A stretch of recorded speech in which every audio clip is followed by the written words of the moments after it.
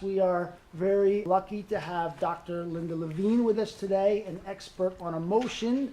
Alrighty, well, I'm really excited to be here, and partly because I feel like psychology and drama are both about understanding the human condition. So there are like crossovers that could be really interesting, and I wanted to tell you a little bit about a controversy in the field of emotion and cognition. And then I'm hoping that we can all talk about when you're focusing on a part and you've got an emotion that you've got to convey, how are you going to do that? Like, what are the best techniques to do that? And then is there anything that we can pick up from psychology that might help? So the issue of how reasoning or cognition and emotion are related to each other has a really long history, stretches way back into philosophy, all the way back to Plato. Plato once depicted reason and the passions as these two horses hitched to the chariot of the soul, battling each other for control. And that is part of a long line of work on what is an emotion that describes emotion as this primitive force, a force of energy. It motivates behavior. It is quick, it's direct, it's irrational, and sometimes it can be helpful to us because it can, convey to others how we're feeling. If we're being charged by a panther, it motivates us to get out of the way. But that's more in our evolutionary past. If you have to give a presentation or go on stage and you're scared, you can't afford to run out of the room, right? So the idea is that rationality, reason, that's the slow, deliberative, ideal response, and emotion used to be adaptive and is now a lot less so. So this view of emotion as being kind of in opposition to reason, a separate alien force, this is a view that hasn't gone out of style. It is still with us today. The implications of it are that that reason should control emotion, or if you think of emotion as a primitive energy source, reason should channel emotion in adaptive ways. And when we talk about emotion in our daily lives, we often use these sorts of metaphors that assume that emotion is this primitive energy source. So we use water metaphors, like water powers dams and emotions power us. And we talk about, don't keep your feelings bottled up. I've reached the boiling point. He's exploded. So if you've got a source of power and you suppress it, it's going to explode. It's something you can put in a container. She overflowed with grief. She couldn't contain her joy. So this view of emotion as being sort of in opposition to reason and as being a primitive source of energy is something that's been with us for a long time, and it's something that's still with us today. But I wanted to tell you about, if you go to Barnes and Nobles, if you go to Amazon, self-help section, you can find all sorts of books about how to never feel emotion again, right? Now, I want to contrast that line of thinking with a line of thinking about emotion that really started to get explored in the 1970s and the 1980s, and that's called appraisal theory. So according to appraisal theory, instead of emotion being at each other, in competition with each other for which is going to rule the chariot, emotions depend very fundamentally on cognition. The way people feel in response to a situation depends on how they interpret that situation relative to their goals and things that they value.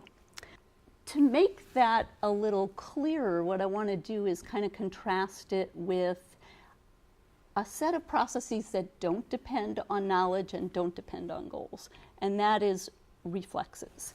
So there was a study that was done by Paul Ekman in the 1970s, and this is before institutional review boards and ethics became a real thing in psychology, right? So what he did was he had participants come into the lab, sit down on a chair, and he had a gun, had blanks in it, no bullets, I promised, no bullets, he promised, showed them. And then he said, okay, I'm going to shoot off this gun. He shoots it off. They go like this. They're startled. So he says, look, I'm going to count down from 10 to 1. And when I get to 1, I'm going to shoot off this gun, not at you, in case a bullet magically appeared. I'm going to aim it over here. I'm going to shoot off the gun. And you know it's coming. You know it's going to make a loud noise. Just relax. So he counts down, 10, 9, 8, 7, 6, 5, 4, 3, 2, 1, pout! The subjects, to a person, jump. They show a startle response. So he says, okay, look, I'm going to give you $20 if, after I count down from 10 to 1, you just relax, be calm, there's going to be a loud noise. Don't be startled. So he counts down 10, 9, 8, 7, 6, 5, 4, 1, 3, 2, 1, pow, and they jump. Okay? Now, that's a reflex. A reflex is there's a stimulus out there in the environment, and every person has the same response. Emotions are absolutely not like that. Okay? Like, take, for example, Bernie Sanders. Supposing Bernie Sanders, socialist Democrat, currently 74 years old, he'll be 76 in 2020, whatever, 77. Okay, so if he's elected the next president, how would you feel? This is a drama school. All right, everybody would feel thrilled, but all right, imagine that we were in good point. Imagine that we were in a classroom with a mix of Republicans and Democrats, different ages, different orientations, different parts of the country, right? You can imagine that how you feel in response to this single stimulus in the environment, Bernie Sanders being elected, is going to depend on your knowledge. Do you think he's going to raise taxes on the wealthy? And your goals. Do you think raising taxes on the wealthy is a good thing or a bad thing? So in that same way, emotions are not just reactions to external stimuli. There's a lot of cognitive processing that goes on between something happening out there in the environment and a person's emotional response. So according to appraisal theory then, we experience emotions when we perceive that there's been some change in the environment that's relevant to things we care about, a change in the status of a goal. And it requires a response on our part. Sometimes it can be a behavioral response, changing our plans, changing what we're going to do. And sometimes it's just a cognitive response, changing our expectations or letting go of a goal that's not attainable. And the idea is that different appraisals of the environment and how it relates to our goals evokes different emotional responses. So just to sort of go through that step by step, you've got an event, happens in the environment, could be anything. If it's perceived as relevant to your goals, it gets your attention. Then you either consciously or unconsciously appraise that event as facilitating your goals. This is something helping me achieve what I want, or obstructing your goals. And you make a set of other appraisals, like, is this something I have control over or not? Depending on the outcome of those cognitive processes, you actually experience happiness, If you feel like something's happened that's helping you attain what you want, you experience anger if something's obstructing you from getting what you want, but you still think there may be something you can do to fix it, change it. If you have a goal, it fails, and you believe there's nothing you can do, you have no control, then you're more likely to feel sadness rather than anger. Then once those emotions are experienced, they further influence your thinking. If it's happiness, they lead you to savor that outcome. If it's anger, they lead you to look for who's responsible for this and how can I get them to change what they're doing. If it's sadness, they lead you to explore, oh my goodness, this thing has failed. What are the implications going to be for me downstream? I didn't pass this course. That means I can't ask for a letter of recommendation. Maybe this isn't the career path for me, et cetera, right? So that's how sad people think. We've all done it. Okay, and then perceiving the environment that way influences what happens next and the way you perceive what happens next. So here, what you've got, instead of reasoning and emotion as pitted against each other, with the only proper outcome being reasoning wins, instead you've got reasoning and emotion really interdependent. Okay, so in this, from the perspective of appraisal theory, then emotion serves adaptive purposes, not just purposes that used to be adaptive. And in fact, really the cognitive system just couldn't function without them, because we're bombarded with information from our senses all the time. Some of it's important, some of it's not. We need some process that's going to help us orient toward things that are important and are going to give us some guidance about what's a good way to react in those kinds of circumstances. As an analogy, how many of you ate this morning or earlier today? Every single one of you. How many of you wrote down when you ate? Nobody? See, if you don't eat, you're going to die. So how is it that none of you are keeping track? Why did you not feel the need to write it down? Our bodies remind us.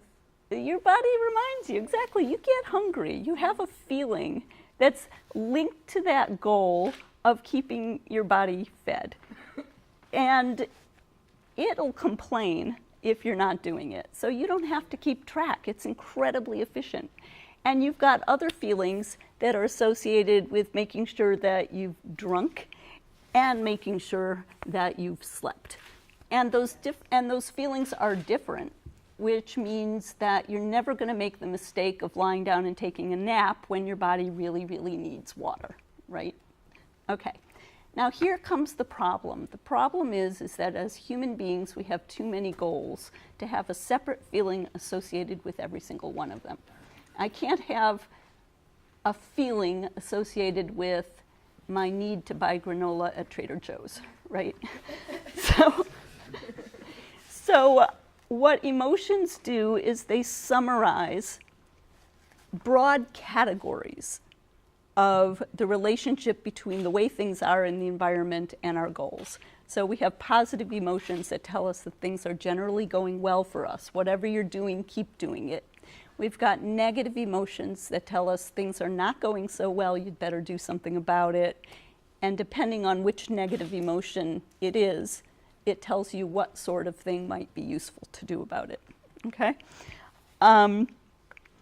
So that's the claim. The claim is that then emotions really do serve these adaptive functions and that they're very much tied to reasoning.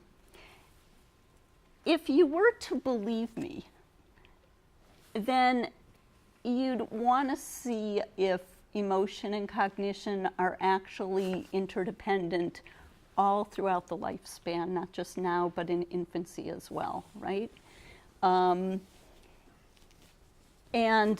Because, yeah, we're sitting here making appraisals of Bernie Sanders and saying, well, he's going to raise taxes. I don't think that's good, or I think that's good. But, you know, infants are not doing that, except for this baby. So what I want to do next is just basically run through a little bit of what we know about cognitive development in infancy, and a little bit about what we know about emotional development in infancy, and see if there's an intersection there, okay? So there have been these systems constructed that basically take the face muscle by muscle and describe what facial expressions are associated with what emotions, both in adults and in infants. So, for example, if an infant's showing a pain expression, distress, they'll have tightly closed eyes, a squarish shape of the mouth.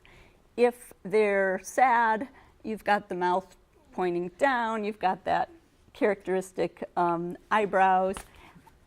Anger, fixed stare, also squarish mouth, different shape of the eyebrows. So you can code videotapes and know pretty much what an adult is feeling, what an infant is feeling. And based on this, we've been able to sort of track emotional development through infancy.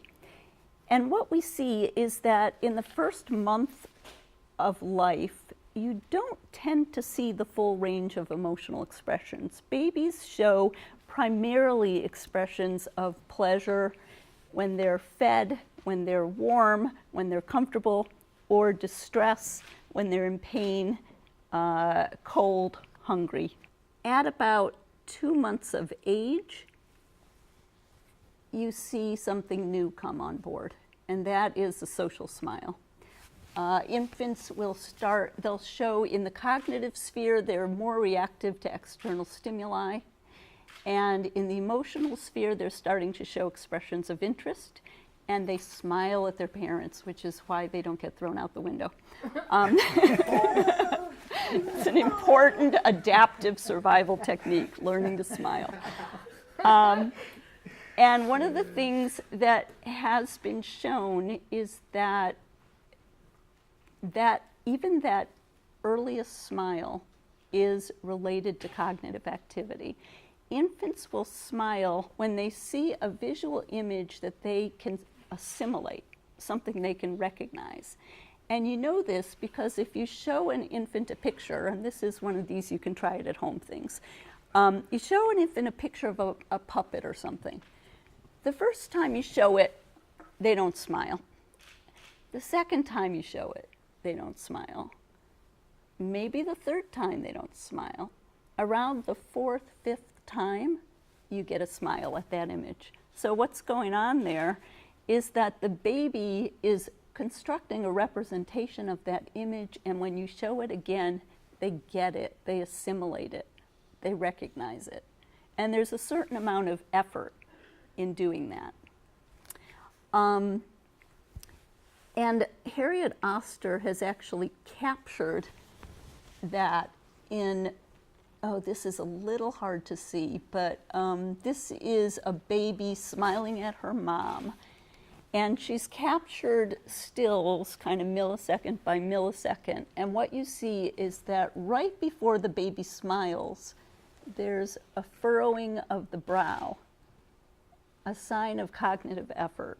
And the baby is kind of fixedly staring, and then the face relaxes into a smile when the baby, it's almost as if the baby gets the joke, right? There's an increase in tension and then a release in tension when the baby recognizes the mom.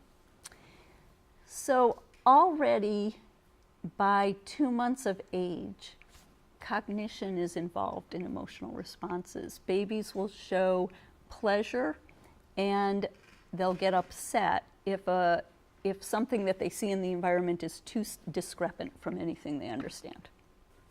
Moving along, there's something really new and exciting that happens at about 6 to 12 months of age. And the psychologist Piaget talked about this, and that is that babies will engage in goal-directed behavior in their everyday life.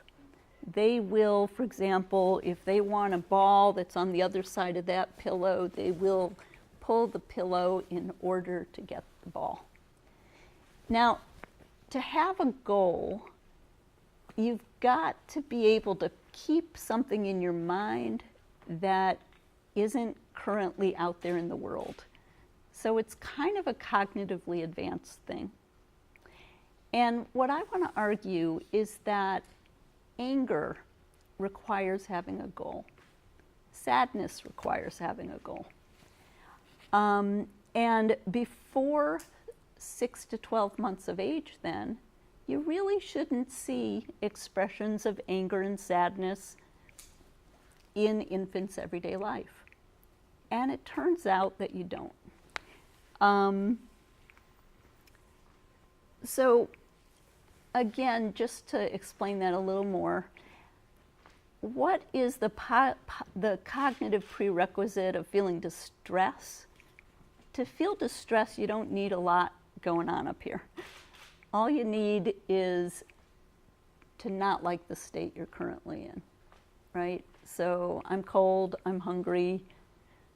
That's all you need. You don't have to be able to represent some other thing that you want that you don't currently have and view somebody as keeping you from having it.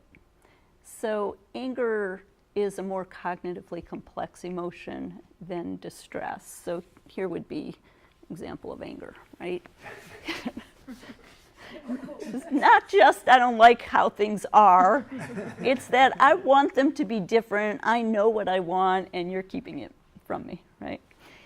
So developmental researchers have looked at when do infants show expressions of distress, when do they start showing expressions of sadness and anger in their daily lives. And what we've seen is that they tend to, in the first months of life, primarily show expressions of distress. And when researchers do all sorts of things to bother them, they don't show expressions of sadness and anger till roughly about 6 months of age. The kinds of things that researchers have done to harass babies are You want that job? yeah, this is one of these, please don't try it at home. But if you put a baby in a baby seat and restrain their arms at their side, they hate that. They hate that. That's interesting? You've seen it? Well, I have a small nephew, but he's only 5 months, so the things that you're telling me, I'm like, oh, that's actually true. Oh, well, I'm glad. No, I didn't notice that. Uh-huh. And like now he's having like that recognition and like Yeah. He recognizes like my voice now. Uh-huh. Like that. Yeah. So it's just interesting. It's Yeah. it's pretty great to watch those developments. Yeah. So yeah, don't do this to your nephew. Another thing, what have they done? Oh yeah, they've videotaped them getting routine inoculations to see what facial expressions they show. I know. And they've even pulled pacifiers out of babies' mouths. I know, it's horrible. So what they found is that in response to these kinds of insults, babies typically before the age of about 6 months of age, roughly, sometimes 7, sometimes 8, don't show expressions of sadness or anger. They show the prototypical distress expression. Right about the time when Piaget says infants are able to engage in goal-directed behavior, you start to see expressions of sadness and anger. So that's kind of cool, but maybe these two things are just developing independently in parallel. Turns out, no. And we know this because of the work of Michael Lewis, who is a developmental psychologist, and he kind of he's famous for getting babies ticked off earlier in life than anybody else. What he did was he brings babies into the lab. I'm going to get No, I'm not going to grab some water. Okay, so he brings babies into the lab, I'm good, and sits them in an infant seat. There's a string tied to their wrist, and when they pull on this string, it brings up a picture of a smiling face and a snippet of the theme song to Sesame Street. So infants learn really quickly that they can just do this, and they do, and they smile, because they like being able to bring about this outcome. And then what Lewis did was he simply pulled the plug. He got facial expressions of anger at 2 months. 2 months. So, what Lewis has done is he's created this experimental situation that simplifies what the baby has to do in order to show that it can engage in goal-directed behavior. It has a goal. It wants that picture and it wants that sound. And it has something super simple it can do to bring about that goal. And it was those babies who showed an anger expression who were more likely to kind of tug harder and faster on the string to get the picture to come back. So it really shows that this ability to keep a goal in mind is linked to expressions of anger. Showing again that cognition and emotion are really intertwined. And then just one more, do I want to show this? Yeah, okay, we'll see if this will work. It's kind of cute. What this is it's a video of two twins fighting over a pacifier. And if it actually works, you can just see the expressions of anger. You can see that, you know, somebody's getting in the way of their goal. You can just see how the cognitive appraisal and the emotion interact. And I probably shouldn't say that until the thing works, but here we go.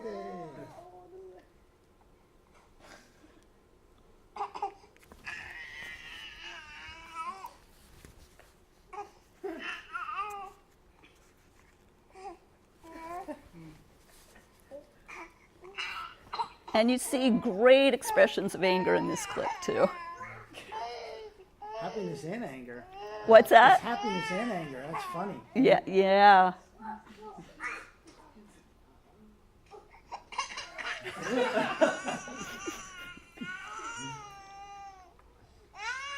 And the other one's just fine.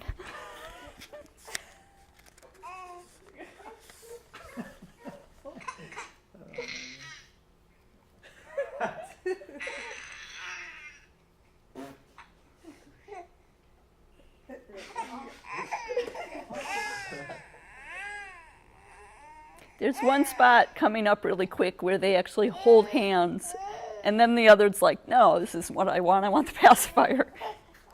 There you go.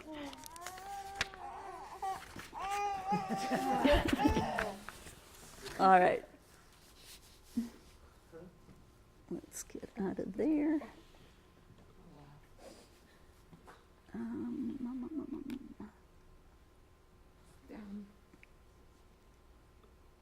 Whoops. All right, there we go. Okay, so one final development, there are more, but for today, that happens in the cognitive sphere is around 15 to 18 months, you start to see in little kids a development of an awareness of self. You know this because if you stick a spot of rouge on their nose and stick them in front of a mirror, instead of trying to play with that other baby in the mirror, they actually kind of go like this, right? They recognize that that's them. Right about the time that they show that mirror recognition, you can also manage to make them embarrassed, guilty, ashamed, or proud in the lab. Okay, so if you want to embarrass a little baby, Oh no. the way to do that is just excessively compliment them or ask them to sing or dance. Now, if you do this to an 18-month-old who hasn't yet shown this sign of recognition of self in the lab, they don't really react. But an even younger child, 15 months, who has shown those signs of recognition in the lab, they'll get embarrassed. Okay? So what this is showing then is that even from the very first months of life, cognition and emotion are really closely intertwined, and they stay that way all throughout the lifespan. That you have changes in emotion that occur as infants and later toddlers and children become capable of more complex appraisals of the environment around them. And so instead of being this primitive system kind of competing or in a combative relationship with reason, what we see is that emotion and cognition are really both essential, both intertwined, all throughout the lifespan. Yeah, so that's kind of what I wanted to talk about. And there is came across a quote the other day by Meissner. Is that the guy? Sanford Meissner? Yes, yeah. He defines acting as the ability to live truthfully under imaginary circumstances, right? So in a way, what I've been arguing is that we're all living all the time under imaginary circumstances, in the sense that our emotions are responses to the way we're appraising things all around us. They're not direct reactions to the world around us. They're our perceptions. So I don't know, it seemed to me that maybe somehow thinking your way into what are the perceptions of this character you're portraying could be a helpful way of bringing in emotion. I don't know, but I would love to hear what your thoughts are about it. Like when you just had a fight with your roommate and you got to go in and play this expansive, happy person. How do you do that? That's a fair question Good now for the question. researcher to ask the actors, but do the actors have an answer for that? Do you have the ability to manipulate your own emotions? Yes or no? Yeah. Sure. Yeah. And so do you have a conscious way that you can articulate how you do that before this class, and then would you change your answer based on some of the things that we worked on in here? Do you have another way that you can answer that question? Yeah, so like what are the ways that actors try to get into an emotion of character? What has been suggested to you in acting classes, or what have you heard about or read about or just figured out to do for yourself? Yeah, go ahead, Kev. Like past memories and experiences that created those emotions, and then we kind of tend to go through those experiences and go through that emotion and able to feel that emotion again. Yeah. So it's called emotional recall. Right. And many people are taught. Many people teach that. It's pretty prevalent. Yep, and that's, I'm sure, pretty effective for helping you to figure out how, you remember how you saw a situation and what you experienced, and then you can kind of imagine yourself into the head of another person or the feelings of another person. Yeah. Are there any other ways? Well, this class we've like manipulated and like adjusted breathing patterns and physicality to bring forth. I don't know how to describe it. Like. Yeah, we play with that. So have you ever heard of the Alba emoting technique? Yeah. Okay, yeah, and so I hope that everybody was noticing as she brought up Ekman's work, because we've referred to Ekman many times before, and Ekman's work is, some of the expressions are very similar to what Susanna Block, who came up with the Alba Factor patterns. So we use breathing patterns, facial gestures, and physical posture to create emotion without content in different ways. So I've seen certainly emotional responses when we've added breathing patterns to moments in their monologue. That's fantastic. And there's some research on that in psychology. It's actually pretty controversial because I don't know if you've heard of that study that Fritz Strack did, where he had undergraduates to start with. He wanted them to be smiling or not smiling, but he didn't want them to know they were smiling because he didn't want that association. He wanted to know if, I know, it's kind of crazy. Like, we psychologists worry about things like this, about like whether we're just sort of getting participants to do what they think we want them to do, right? So what he did was he said, oh, we're studying, I forget exactly what it was, facial something or other, facial muscle something. And he had them hold a pencil either between their lips. If you do this, here, do this. Yeah, yeah. Hold the pencil between your lips, just the tip of it. There, yeah, okay. Nope, Lips? that's between your teeth. Yeah, there you go. Between your lips, right? Yeah. See your mouth? Now hold it between your teeth. Yeah, okay. So in one case she's smiling-ish, and Right. the other she's not. And then he had them look at Far Side cartoons and rate how funny they were. Okay. And originally he found that those who were smiling, who didn't even know they were smiling, rated the cartoons as funnier than those who had the pen like that. Right. And then a bunch of other psychologists tried to replicate it, and sometimes they did, and sometimes they didn't, and so it's a big controversy about whether this is a real effect or not. But clearly, when people are experiencing an emotion, like if they're despondent, they're going to be hunched over, they're going to be breathing different, and that will, if nothing else, it'll remind you of times where you felt the same, right? And make those memories more accessible, which makes it easier, again, to convey the feelings. First of all, let's talk about appraisal theory, okay? Because you guys, they all have to come up with a project of their own and their own personal application of something they've learned in this class to their own acting technique. And I think appraisal theory is rich with possibilities. So does anybody have any questions? Let's start with appraisal theory. And basically, you know, what was presented was this idea that we have, when we see the stimulus, that there's this, and you correct me if I don't, in fact, if you want to recap it. No, would be no, you're great. doing When you great. see the stimulus, that there's a moment then where we appraise that. And you know, and I would say that can either be conscious or unconscious, right? Yes, So absolutely. And I'd also like to point out our goal. We talked about Dr. Levine talked about goals.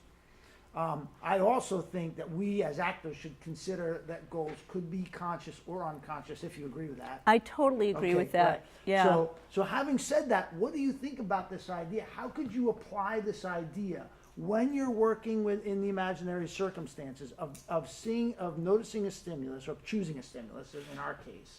Because we actually, that's how we analyze our scripts. We actually use our sensory modes, like what do we see, hear, feel in the imaginary environment, and then how do we respond to that? So how does this idea of appraisal theory, where we take a minute to figure out how that thing relates to our goals, how might you apply that? Does anybody have any ideas or any questions about that?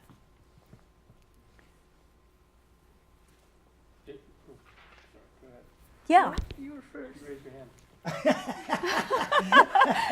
there's time for both Okay, of you. Matt, you go first. Okay, that makes me wonder about like the different responses that we each have to, let's say, the same thing. So let's say if my friend and I were to witness a car crash, and he went home that night terrified and distraught, destroyed mentally, but I go home and I sleep soundly. Does that process have to do with the emotional experiences or circumstances that we've already been exposed to, or how does that work? Absolutely. I mean, it would, in that circumstance, your roommate would have had lots of experiences that led him to interpret that car crash in in a way that threatened him personally. That, you know, my loved ones aren't safe. This is not a world where I can, you know, believe that everything is going to turn out okay. Or whatever, you know, range of different appraisals that he might have. Your past experience may have led you to believe that, okay, things happen, you do your best to protect yourself, it's not going to happen to me. So basically, that's what I would say, is that you and your roommate would have had to have appraised that situation in really different ways to come away with that different emotional responses to it. And like David said, it doesn't need to be a conscious appraisal. I mean, a lot of this takes place, and we're not even aware that, you know, we've brought memories to mind, or different ideas are now more accessible than they used to be. It's not necessarily conscious. And what she just explained is a very easy way to understand the idea that we create, for as characters, we are focusing on creating belief systems for our characters. That's exactly what she just explained. Was one character, if this was a play or a movie, has the idea that, you know what, things happen, are going to, and the world, that could be one of our belief systems that we choose, right? Literally. The other one is, this world is a terrible place. That can be beliefs. It's actually on the nose for the way that we are creating characters in here, by understanding their belief systems and then creating or designing memories that end up being the culmination and being that belief system. Great. Yeah. But is that kind of like a chicken or the egg kind of situation? Because that's saying like it's based on your past is how you respond. But you're also saying with appraisal theory that how you respond is based on your goals. Yeah, and you're absolutely right, because there's never any start. The way you appraise any situation is going to be influenced by the emotions you're bringing into that situation to start with, right? And then your appraisals are further going to influence your emotional response. So just like that chart with event kind of leads back to that event. So, Right. So it's like both. Yes, it's both. It's both. Our emotions influence our appraisals influence our emotions. Yeah. I see. So I guess with acting, it's kind of like everyone has a different style that's based on who they are, in my opinion. Like you can't really, in my opinion, I don't think it's good to take yourself out of the equation. You mean your own past experience? You think it's good to sort of let that inform the character that you're playing? Yeah, but I also think that you need to have like an imaginative past for your character. Like, but maybe that's influenced by yourself. You know, like I don't think you can erase yourself from the equation. Is there a view in drama that you should erase yourself from the equation? Yes. I've Yeah. heard that a lot. Yeah. That's debated. That's It's debated back debated. and forth whether or not you should.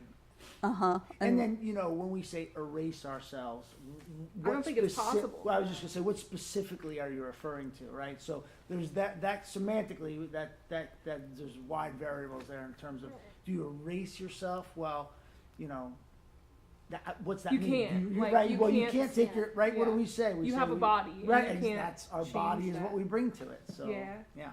Yeah. But we talk a lot about objectives.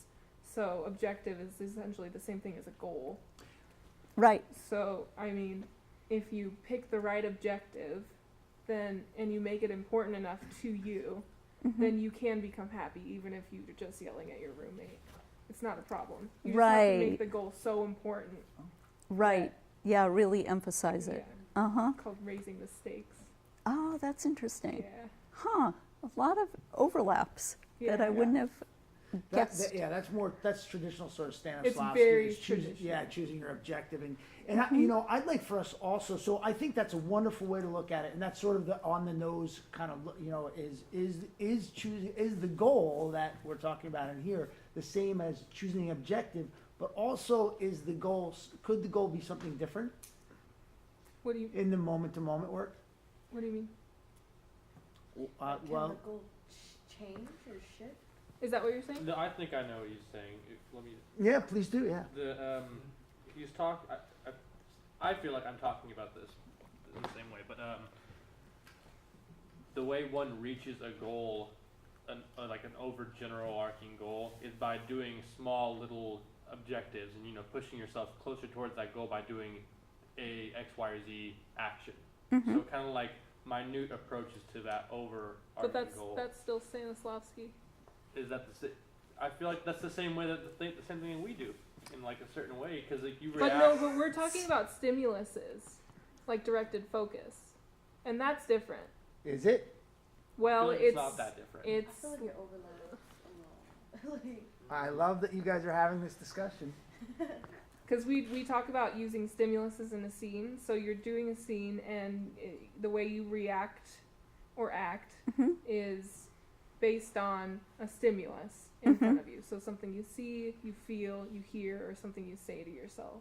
Yeah, and I think that some of the work coming out of appraisal theory has been really useful for that kind of work, because like a person who reacts, you could react to the very same situation, for example, by being sad or by being angry. But the way you would focus on that stimulus that made you sad or angry would be different. So if you were angry, you would be all about what caused this and how do I fix it?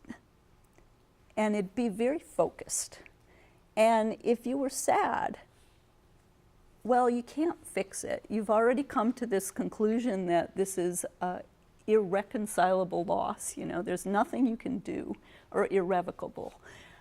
So then what you do is, instead of focusing on causes, what led you here, you're focusing on consequences. You're focusing on, okay, this is not working. And that means that, because goals are really interconnected.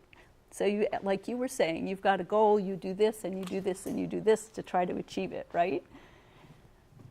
Well, if sub-goal here fails, then you can't get to here, you can't get to there.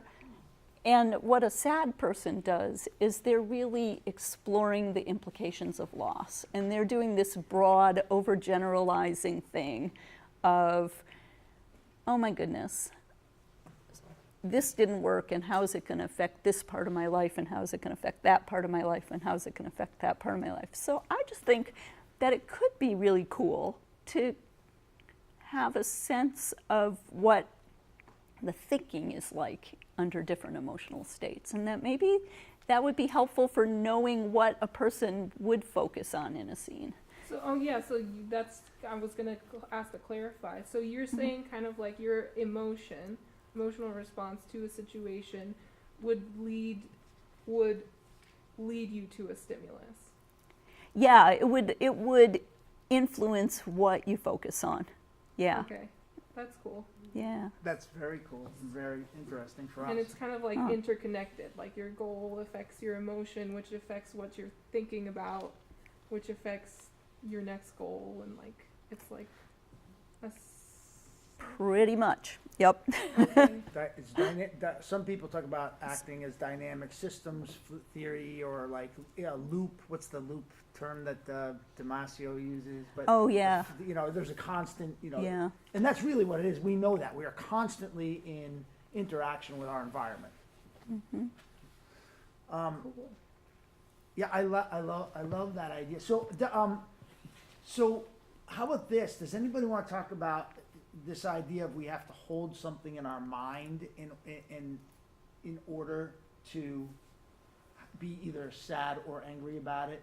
Because if you think about that, what is that? What are the ways that you could hold something in your mind? Concentrate on it. Yeah, and then and tell me how you might concentrate on something you would hold in your mind. You should have a clear picture of it. You'd have a picture. What else? Focus on one point to like place it in the room. Okay, excellent. So you would use a modality of vision, a submodality of vision by putting it in a place or size, Is yes? this focus on just anger and sadness or overall? Say that again. Is this You is, connect are you it to talking an about just emotion. focusing on anger and sadness? Or Well, I think I am because you had said that well, I guess not because I guess you could, what you had said was that when babies will get to a certain point, they become angry or sad because they can hold something in their mind. Is that correct? Yeah, they can represent a state that they don't have. Right. They want the happy feeling that's associated with the ball, and they're sad because they can't have it. Right, That's right. So right, you need to associate the memory with happiness right, or sadness. right. So that's what we're doing in this class. Yeah, Yeah, it could Yeah. be a way we look at it, sure. But it's new to me. That's new to me, what she Oh. said.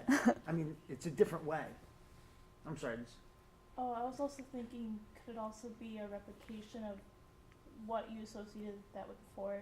It was, because I was thinking of that one experiment where the babies can pull the string and they would be shown an image and the happy music playing, mm-hmm, and then if they keep reliving that, they're able to, or they'll be able to associate that emotion like, oh, this makes me happy, so I feel happy right now.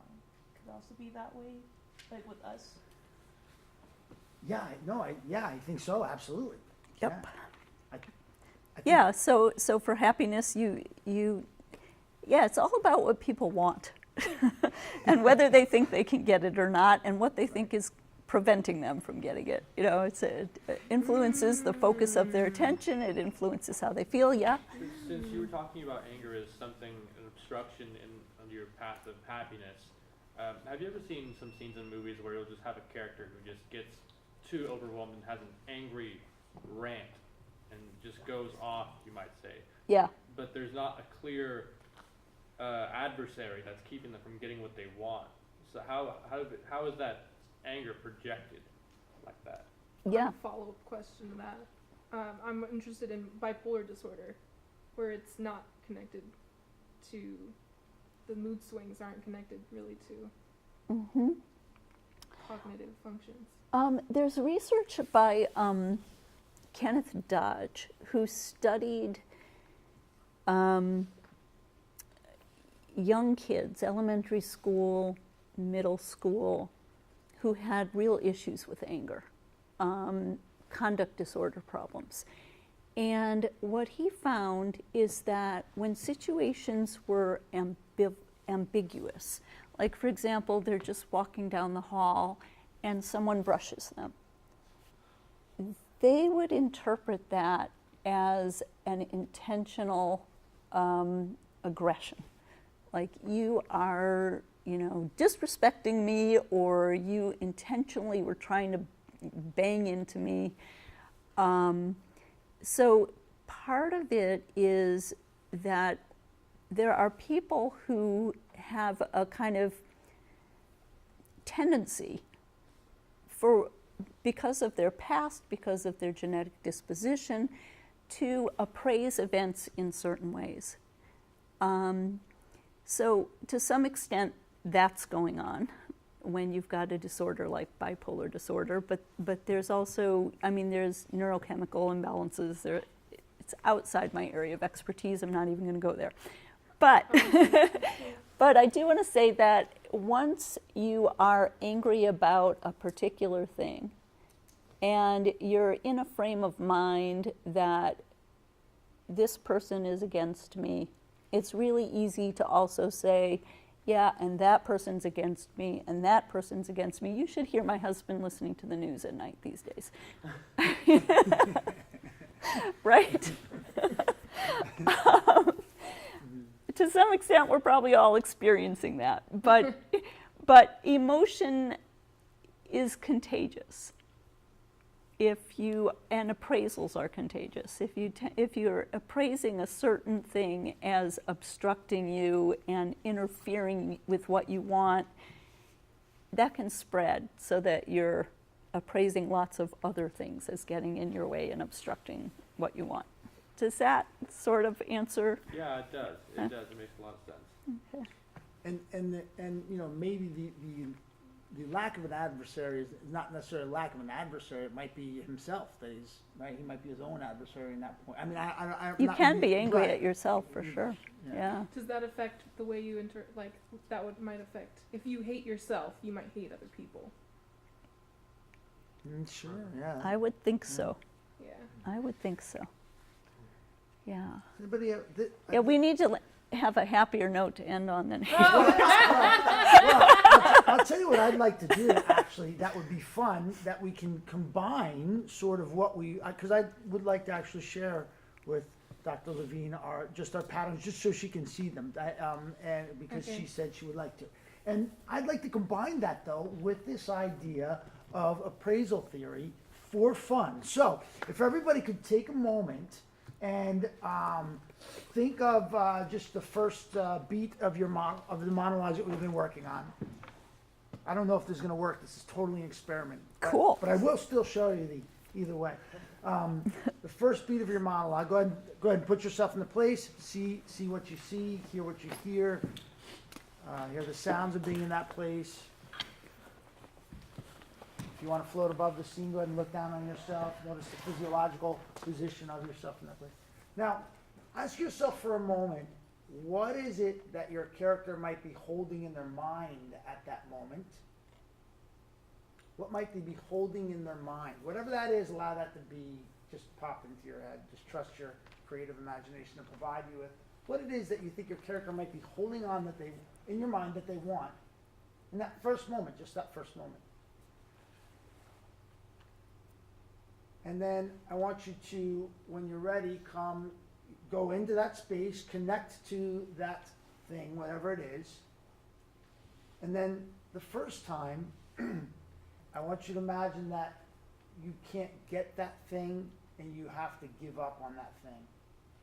And as you do, breathe in through your nose in quick sniffles. Allow a long exhale through your mouth. On the count of 3, I want you to just say your first line as if you've given up and you can't get that thing that you want. 1, 2, 3.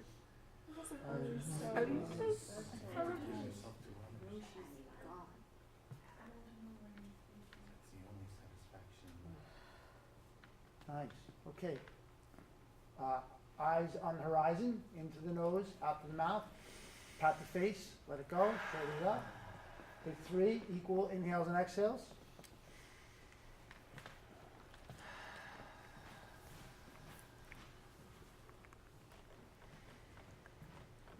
Okay, now put that thing in your mind this time and know that you can get it.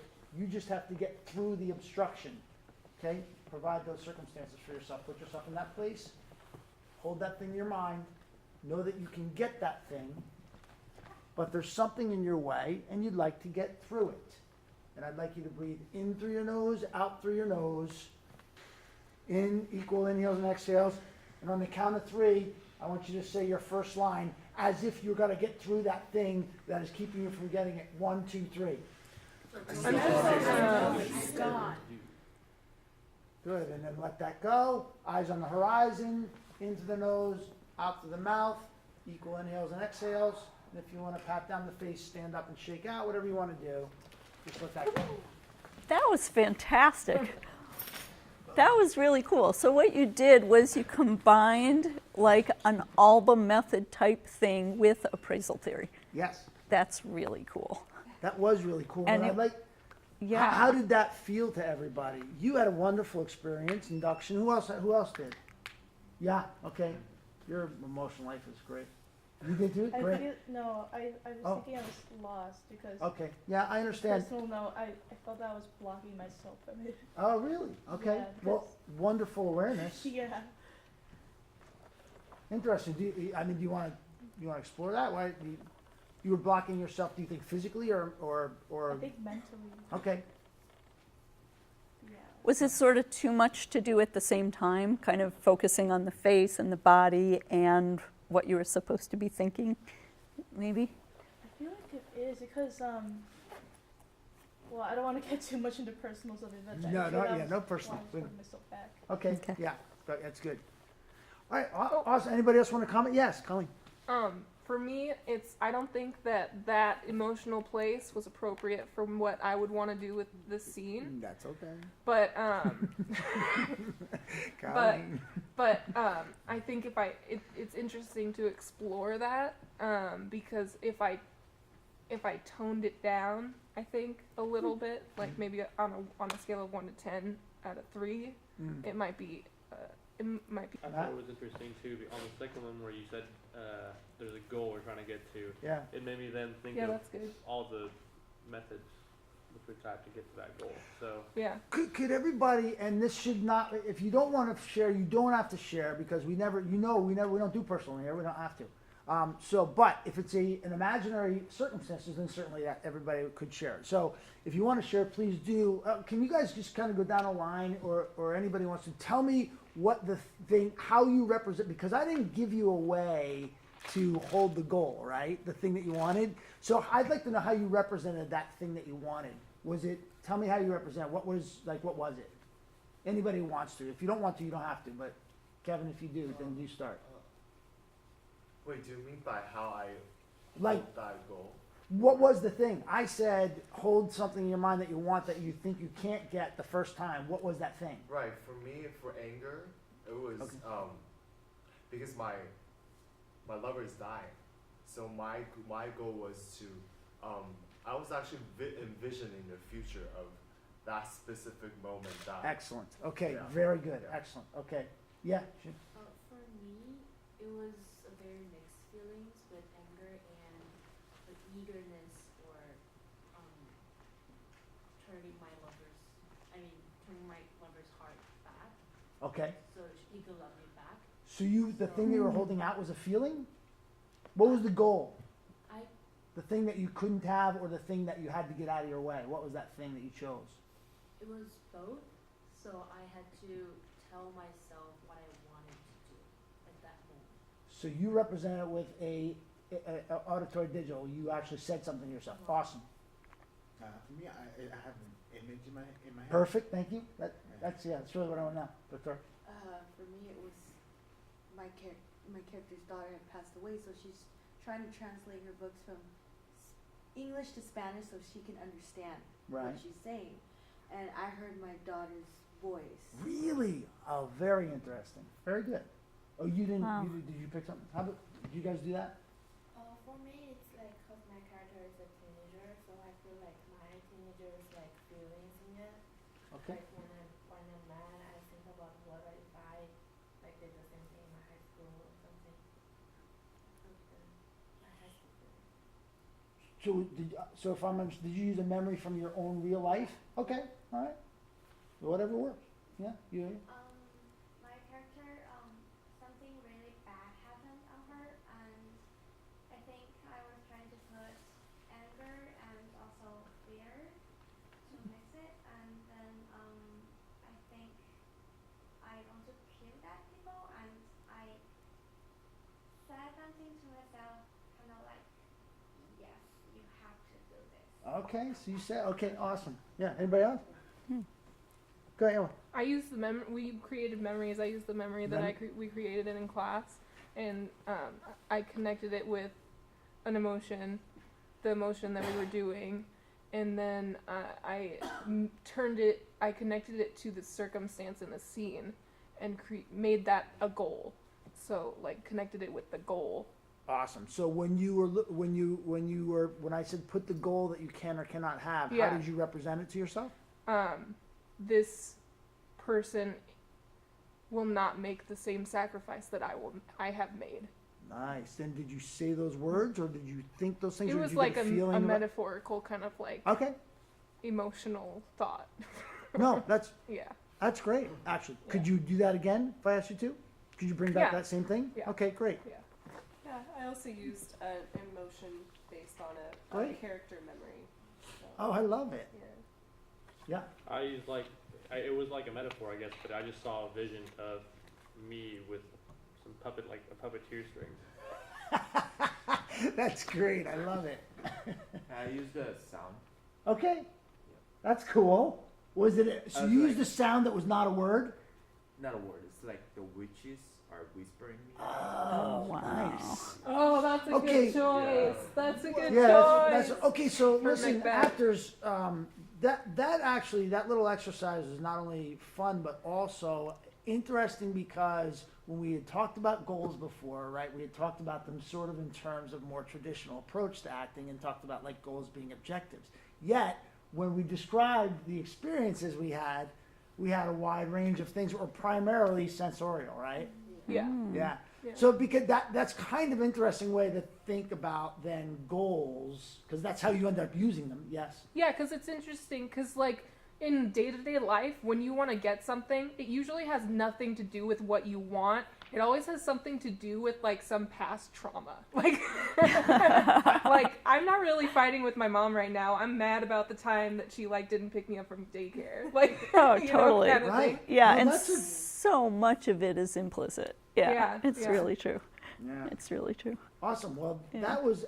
Does anybody have any other questions for Dr. Levine? Because I really think some of the things that she said today are so super applicable, and also, you know, again, this class is about exploring things, and we're creating things as we go, which we just had a wonderful example of, right? Thanks to our new ideas. But yes, go. Some acting teachers subscribe to the idea that actions, doing an action, will create an emotion. But it seems like here it's more like emotions create an action. So it's something that is conflicting. Like, it's because and I kind of agree with the emotions more create actions, but I'm not really sure if it's both or one or the other. I'm wondering if you have any insight on that. Yeah, I was thinking that a similar question when I looked up the Alba technique just to see what it was. And in a sense, emotion leads you to, you have an emotion and express it through your body and through your face and through your action. So to engage in the action, engage in the expression and the bodily posture is almost like backward engineering the emotion. Yeah. But it works because it's so closely associated with the emotion in your mind and in your experience. But at the same time, as a kind of having been brought up in appraisal theory, I guess you could say, I think of emotion as coming from the way we perceive the world around us. Like, so stimulus. in our daily life, what elicits emotion is that something happens and we see it as this matters to me and it matters to me in a particular way. So it seems to me that that's kind of the front way to evoke emotion. Okay. You know, because that's the way emotion comes about in our daily lives. I don't know if that was clear. Okay, so like but a stimulus or a past experience is what? evokes And a past experience plus a stimulus. a evokes past emotion. experience or a stimulus. Or a That is, it could be something that you think about or it could be something that you experience. And importantly, how that relates to what you value. Your values. Yeah, Okay. so that appraisal aspect is about relating that stimulus or relating your memory to what you value. Okay. Yeah.